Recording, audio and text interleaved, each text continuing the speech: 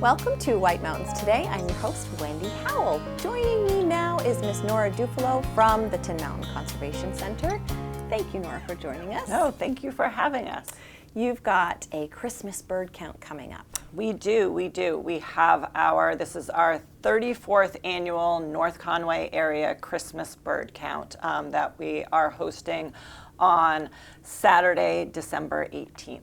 Wonderful. And you were just telling me about the importance of this bird count. So I'll let you touch on that a little bit because it's really valuable not only on a local level but on a global level.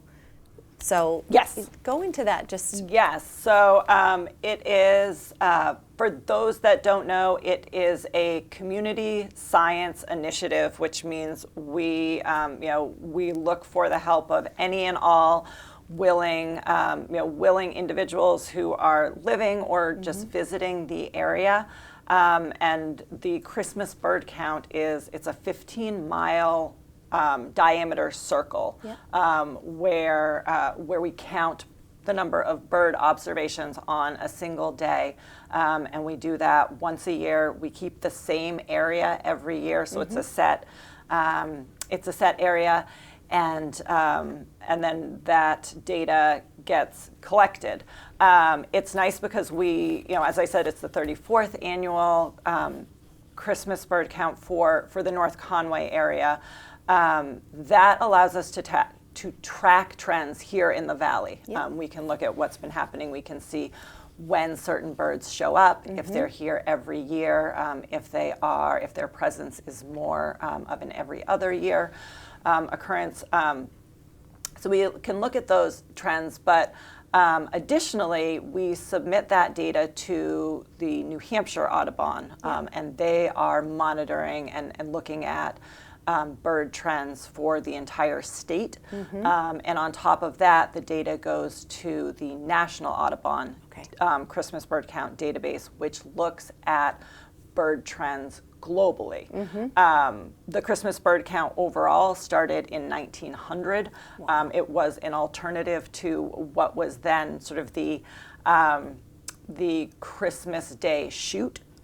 Where people would go out and basically shoot as many birds as they could on Christmas Day. This is a much better. Yeah, so there was this novel idea of, hey, what about instead of shooting all the birds, what if we just counted them and left them in the field? So in 1900, there were 25 Christmas bird counts that occurred across the country, and one of them actually happened right here in New Hampshire. It was down in the Keene area. And so from those 25 counts, I think this year, this is the 123rd annual Christmas bird count, and I believe that there are approximately 2,100 Christmas bird counts that are going on globally. Wow. So it's truly spectacular. And in the past, they look at this data, and there's been some really interesting and really important trends that have been able to be published using this data, which would never be possible with just researchers collecting data alone. It's the sheer magnitude and the number of people needed out there, which is why we need anyone who lives in the count area or is willing to travel to the count area.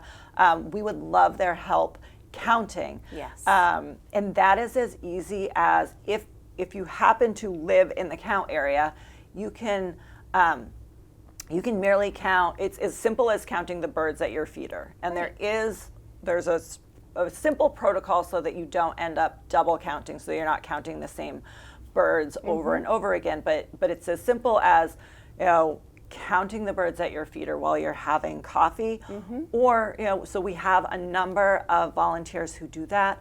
We also have volunteers who, if we have snow, which hopefully we will by then, go out on ski trails and they cross-country ski for hours or hike for hours. We have, folks that drive the strip and stop at all the ornamental plantings and look for the birds there. So it really is, it's a spectrum of who participates, and and we are happy to and excited to have all birding levels. That's wonderful. How does somebody go about submitting their information to you? Do you have to sign up to be eligible to do that and volunteer for that? So the big thing that we want to avoid is double counting. Right.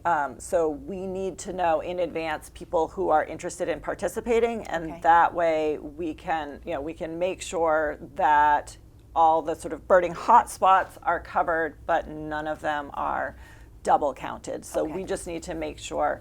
So interested individuals can contact us at Tin Mountain. They can. The easiest way is probably to email info@tinmountain.org or to call the center, and we'll get you connected with the right person. I have a group that I organize. Our research manager, Katie Lewis, oversees the whole program. So Katie's a great person to touch base with. But anyone interested or just interested in more information, and there's also information including the maps to figure out exactly where that count area circle is on our website. Wonderful. That's a lot of information right there. Yeah. That's great. That's very important information. So after the Christmas bird count, you have 2 other programs that are coming up a little bit later in the month. Did you want to? So those are actually before. Oh, before. I know. Okay. I said, so so those are in advance. So one of if counting birds and your winter bird identification, if that seems daunting, if it's a little overwhelming, one of the things we do every year is it's sort of our refresher course. It's our winter bird ecology program. And even if you're not going to do the Christmas bird count, this is a great way to start off the winter, get a reminder of what those birds are, where you might expect to find them, what they sound like, because often we're hearing them and not seeing them. So those 2 programs are actually happening next week, or they're happening. We have on our traditional nature as part of our traditional nature program series on Thursday, December 8th at the Nature Learning Center in Albany at 7 p.m. We have winter bird ecology. Okay. Chris Louie, who is Raven Interpretive Programs, a former board member of ours and a fabulous birder. He'll be hosting that program. Okay. And additionally, we're actually having a second winter bird ecology program that's going to be at the Whitney Community Center in Jackson, and that'll be on Tuesday, December 6th. Oh, good. So you get a little refresher, make yourself familiar with all the information, then you can go out and contribute to the bird counting. That's great. Yes.